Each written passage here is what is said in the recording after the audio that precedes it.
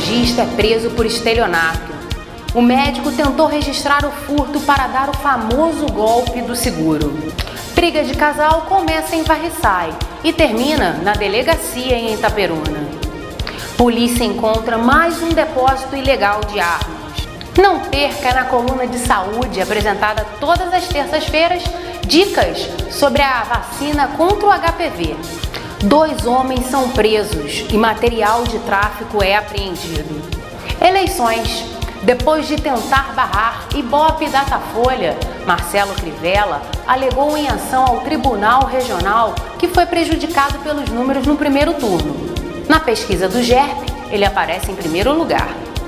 Corpo é encontrado no noroeste fluminense após crime em Nova Friburgo. Arma foi apreendida após o encontro de cadáver. Uvas, quem diria, frutificam na região. Trecho da estrada que liga Cardoso Moreira a Campos tem vendedoras que lucram nesta época. E o destaque regional é profissão jogador de videogames. Muitos têm como única opção como fonte de renda e torneios já estão espalhados por todo o Brasil. E ainda a previsão do tempo no interior e na capital. 4 pessoas da mesma família morreram em um acidente na RJ 180. PRF realiza fiscalização e autua 25 motoristas na rodovia do Norte-Noroeste Fluminense.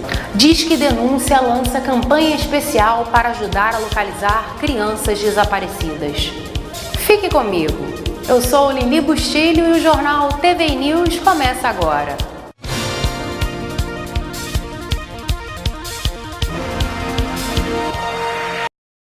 Olá para você que está nos assistindo pelo canal 21 da TV a cabo, pela RCA ou online pelo site www.tvi21.com. Este é o TVI News trazendo os destaques noticiários para você. Confira no destaque nacional do jornal Folha de São Paulo. Manchete diz: profissão? Jogar videogames. Torneios se espalham pelo mundo e muitos competidores têm como a única fonte de renda o jogo. Torneios de games ganham espaço no país. Muitos têm as competições como profissão e fonte única de renda. A mais recente Brasil Game Show, realizada entre os dias 8 e 12, reservou metade de um pavilhão do Expo Center Norte, em São Paulo, para um torneio do jogo de ação e estratégia Dota 2. Havia palco, 4 telões dispostos pela área e assentos para milhares de espectadores. Estrutura voltada não só para o público que compareceu à feira, mas para quem estava assistindo à disputa pelo serviço de transmissão de jogos. Nova pesquisa traz Crivella à frente de Pezão no segundo turno. Confira no jornal Folha da Manhã de Campos dos Goytacazes. Essa é a primeira pesquisa sobre o segundo turno das eleições ao governo do Rio de Janeiro. Ao considerar os votos totais, Marcelo Crivella aparece com 44% das intenções, enquanto Luiz Fernando Pezão tem 36%. Brancos e nulos somam 10%, mesmo número dos entrevistados que afirmaram não saberem quem votarão ou não opinaram. O GERP também simulou os votos válidos, quando são ignorados os brancos, nulos e indecisos. Esse é o mesmo sistema utilizado pela Justiça Eleitoral para a divulgação do resultado oficial. Nessa perspectiva, Crivella chega a 55% dos votos. 2 armas calibre 32 foram apreendidas no Castelo em Itaperuna. Confira na reportagem com Nino Belliene e Carlos Bianchini. Com a autorização do subcomandante do 29 BPM, Major PM Luz, nós vamos conversar agora com o subtenente Dias, professor Luizinho, conhecido do judô, um homem muito íntegro e também supervisor de graduados. Ele conta de uma ocorrência que aconteceu ainda há pouco. A guarnição foi chamada até uma residência onde o Disque Denúncia disse que seria um paiol do tráfico. E o proprietário João Vitor disse que a polícia poderia entrar normalmente, mas alegou que a chave estava dentro de casa. Então, que ele teria que pular a janela. Pulou a janela. Nesse meio tempo, os policiais. Primeiro sargento Vitor Belo, terceiro sargento Mário Jorge, terceiro sargento Francisco, terceiro sargento Alomar e o cabo David já ficaram de prontidão, pois o que estaria acontecendo nesse meio tempo, nessa desculpa de pular a janela? Ele saiu e, ao sair, veio com 2 armas na cintura, o que poderia ter sido muito ruim para ele em caso de uma possível reação, mas a prontidão dos policiais evitou que isso acontecesse. O subtenente Luiz Dias, professor Luizinho, inevitável não chamado de professor Luizinho, conhecido do judô, querido mestre de altas técnicas do judô, agora como policial, conta pra gente o que poderia ter acontecido com ele se ele se aproximasse a mão daquela cintura. Bom dia a todos. Eu queria falar que a guarnição foi muito atenta nesse sentido de abordar primeiro o elemento para depois fazer a revista na casa. Então a guarnição obteve um êxito muito grande, que é uma guarnição qualificada, a guarnição do GAT, né? Sendo que abordou o elemento, encontrou as armas e depois fez a busca dentro de casa. Foi muito bom para a polícia, né? Com o êxito de prender o elemento, sem acontecer qualquer auto de resistência. Mas ele foi inconsequente ou ele estaria pensando em reagir? Não, talvez ele estaria tentando ir embora com as armas sem a guarnição revistá-lo. Mas como a guarnição viu a demora do mesmo no quarto e fez a pergunta e ele demorou a responder, a guarnição de imediato abordou ele e obteve esse êxito em prender esses 2 revólver calibre 38. Obrigado.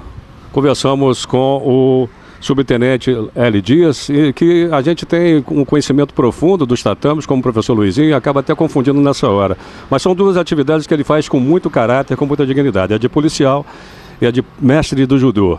E a pronta resposta da Polícia Militar do 29º Batalhão daqui de Itaperuna, mais uma vez, evitou uma morte, evitou um auto de resistência, um confronto que poderia ter sido fatal, principalmente para o jovem, que ao sair de casa saiu com 2 armas, como no Velho Oeste, preparado para tudo ou tentando fugir. Fica a pergunta que felizmente não vai ter resposta, exatamente devido à presteza dos policiais envolvidos nesse caso. Nino Belliene para o TVI News. 25 motoristas foram autuados durante fiscalização da Polícia Rodoviária Federal na BR-101. O objetivo era fiscalizar motoristas e passageiros sem o cinto de segurança. A ação durou 1 hora, mas várias irregularidades foram verificadas, como falta de documento e o desvio pelo acostamento. Família morre em acidente. O fato aconteceu no limite de Campos dos Goitacazes com Quissamã. O veículo caiu em um valão após capotar na ponte conhecida como Ponte dos Marimbondos. O tio de uma das vítimas relatou que passou pelo local momentos antes do acidente, mas que jamais imaginou que fosse com seus familiares. Quem trafega nas estradas pelas zonas rurais da região assiste a um cenário desolador. E na estrada que liga o distrito de Doutor Matos a Campos dos Goitacazes, o cenário também não é diferente. 4 quilômetros depois, em uma região chamada Silvado, o viajante se depara com um contraste. À direita, um sítio com mangas, tangerinas, uvas fresquinhas, verdes, das rosadas, prontas para consumo. Não é verdade que a uva gosta do frio como muita gente pensa. Na verdade, ela gosta do sol. Então vamos aproveitar este período para enriquecer um pouco mais o nosso organismo com várias vitaminas. E toda terça-feira para você no TVI News tem dicas e orientações sobre a área de saúde. Nesta edição, informações sobre a vacina HPV. Confira. HPV é o vírus que se adquire na relação sexual, não necessariamente com penetração. O câncer de cólon do útero é decorrente 95% das vezes do HPV. O Ministério da Saúde gasta mais tratando de câncer do que comprando a vacina, que custa R$ 300 a dose. Ela não é para toda a população. Ela é para as meninas de 11 anos até 13 anos, 11 meses e 29 dias, tá? A partir do ano que vem, porque ela já entrou no calendário, então as meninas que vão fazer 11 anos, elas vão já sendo vacinadas. E a partir do ano que vem, elas vão começar a ser imunizadas aos 9 anos de idade, só para as meninas. Por quê? Porque para vacinar os meninos, pelo menos nessa faixa etária, ficaria muito oneroso para o Ministério da Saúde, assim como aumentar a faixa etária. Aí a gente pergunta, por que só essa faixa etária se eu tenho uma menina de 15 anos ainda virgem? Porque ficaria muito oneroso, muito caro para o Ministério, para ele vacinar as meninas com uma faixa etária acima dos 13 anos. Então ele fez uma estatística e ele entende que a menina até 13 anos ela ainda não teve a primeira relação sexual. Por quê? A imunidade ela é 100% na menina que ainda não teve a primeira relação sexual. Os meninos vão ser vacinados, a gente chama de vacinação por rebanho. Aí a partir do momento que eles, quer dizer, hoje eles não têm relação sexual aos 11 anos, né? Então eles vão ter relação sexual com essas meninas, né, que é mais ou menos a mesma faixa etária, e eles vão ser imunizados, porque elas não vão adquirir o HPV. A vacina imuniza meninas contra os 4 tipos mais agressivos do vírus do HPV. 2 tipos são considerados oncogênicos, ou seja, podem provocar o câncer do cólon de útero. Os outros 2 tipos provocam a verruga típica de genital, que causa extremo desconforto para aqueles que a possuem. O preservativo masculino, a camisinha, não previne 100% o contágio por HPV. Por isso, de acordo com o Gessinei Botelho, os pais têm a obrigação de levar suas filhas para receber as 3 doses da vacina em uma unidade de saúde de nosso município. Essa vacina, ela entrou na nossa rotina vacinal para que as meninas sejam imunizadas e estejam preparadas para quando elas tiverem um contato sexual, lá no seu casamento, com seu marido, elas já não estejam tão propensas a receber o vírus do HPV e que se torne um câncer. A verdade, os pais hoje estão com a responsabilidade da consciência do direito de dar direito aos seus filhos. Hoje os seus filhos têm um Estatuto da Criança e do Adolescente que os protege. Dentro do Estatuto da Criança e do Adolescente diz que eles devem ter uma melhor condição em qualidade de vida, devem ter atendimento médico de excelência, deve ter educação e segurança. O poder público, enquanto saúde pública, Secretaria de Saúde, Ministério da Saúde, ele está fazendo a sua parte. Ele está dando essa condição de melhoria de qualidade de vida a esses menores, a essas meninas. E veja as principais ocorrências deste início de semana na região noroeste. E com exclusividade, acompanhe uma reportagem de Nino Belliene com imagens de Carlos Bianchini. Um médico de 53 anos que trabalhava em Carangola foi detido na Avenida Francisco Sá Tinoco, no centro de Itaperuna, por policiais do 29º Batalhão que atuam na 1ª Companhia. O profissional era suspeito de estelionato. José Mário de Abreu disse que estacionou o veículo Citroën e, ao retornar ao carro, esse teria sido furtado. O médico confessou que o veículo estaria em Carangola e seria apenas uma forma de dar o suposto golpe do seguro. Os policiais foram até a cidade onde estaria o carro do médico e retornaram com um suspeito para Itaperuna. Ele foi autuado no artigo 171 e permaneceu preso até o pagamento da fiança. A semana começou quente na 143DP de Itaperuna. Ontem, o médico cardiologista da cidade de Carangola veio aqui às 6 da tarde dizendo que teria sido furtado, seu veículo teria sido furtado, o Citroën C5. Ele teria estacionado atrás do Hospital das Clínicas, aqui em Itaperuna. Foi visitar um amigo no Hospital São José do Avaí, um médico amigo, e ao retornar não encontrou o seu carro.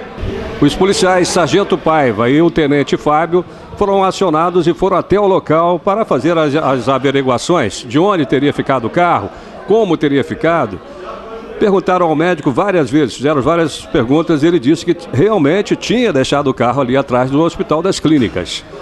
O segundo Sargento Paiva teve a ideia de procurar imagens no circuito fechado de um edifício que fica perto do local onde o carro supostamente teria ficado. Ele fez um levantamento minucioso, uma varredura completa e não achou nenhuma imagem, sequer de um Citroën vermelho, muito menos preto. Ou seja, nenhum sinal do carro. Voltou até a delegacia. Depois de 3 horas de conversas com o médico, chegaram à conclusão de que nada tinha acontecido e o mesmo acabou confessando que estava tentando aplicar o golpe do seguro. Deixou o carro em Carangola, no sítio de um primo, e sabe-se lá por quê, quis dizer que fora furtado aqui em Itapiruna. Mais um trabalho elucidativo da Polícia de Itapiruna, 29º Batalhão de Polícia Militar e o pessoal da Delegacia Legal, a 143DP. É a polícia trabalhando, é a TVI acompanhando para e passo. Um corpo foi encontrado por policiais do 36º Batalhão em Pádua, que atuam no grupamento de ações táticas da 2ª Companhia de Itaucara.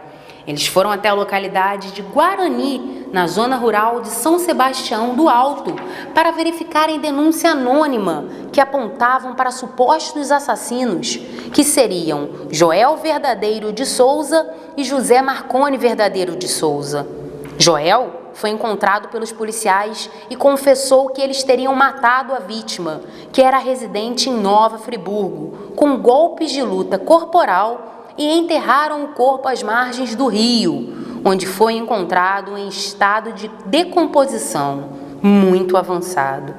Segundo ele, o crime ocorreu em Nova Friburgo, mas o fato foi registrado na delegacia de São Sebastião do Alto.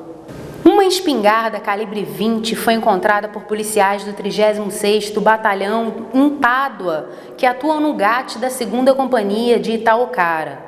Os policiais registravam a ocorrência de ocultação de cadáver na localidade de Guarani, na zona rural de Valão do Barro, quando questionaram ao suposto assassino se ele possuía uma arma em casa. Após a confirmação do rapaz, a arma foi localizada, mas o registro não foi apresentado, pois, segundo o suspeito, estaria com o pai. A arma foi apreendida. Aparelho de celular foi recuperado por policiais do 29º Batalhão em Itaperuna após receberem informação da sala de operação da 2ª Companhia de Bom Jesus do Itabapuana comunicando o furto. Em contato com a vítima, os policiais militares identificaram o suspeito que fugia de bicicleta em direção ao Espírito Santo. A equipe que atua na RPK2, Sargento Aberoni e SD Paulo Vitor, juntamente com o Serviço Reservado da Polícia Militar do Espírito Santo, abordaram o ladrão e o celular foi recuperado. O fato foi apresentado na delegacia de Bom Jesus do Norte. Incêndio na Rua Carolina Campos, no bairro Carulas. A dona da casa estava alimentando um filho de 7 anos, especial. Quando percebeu a fumaça, vendo que se tratava de um incêndio, ela rapidamente desligou a energia elétrica e começou a combater o sinistro. Quando os bombeiros chegaram, o fogo já tinha sido debelado pela dona de casa e o seu esposo. O casal, que tem 4 filhos e está desempregado, pediu aos meios de comunicação que seja feita uma campanha de doação, como colchão, cama, roupas e tinta para reformar os cômodos atingidos pelas chamas. Após uma denúncia anônima, policiais do 29º Batalhão em Itaperuna prenderam 2 homens acusados de tráfico de drogas no Morro da Pedra Branca, no bairro Aeroporto. Foram apreendidos no local 6 sacolés e um pino de cocaína, uma bucha de maconha, um celular e material para comercializar a droga. A ação foi realizada pelas equipes dos setores Bravo 2 e Alfa 1. Um casal se desentendeu na zona rural de Varriçai e o caso acabou na delegacia. Durante uma discussão, o marido ameaçou comprar 5 litros de gasolina para jogar na esposa. Com medo, a mulher denunciou à polícia. A vítima já vem sendo agredida há algum tempo. Os policiais do 29º Batalhão em Itaperuna, que atuam no setor Serra, foram até o local, próximo a uma área de torra e empacotamento de café, e encontraram na residência uma espingarda calibre 32 carregada, 3 munições intactas, além de uma quantidade de pólvora e chumbo.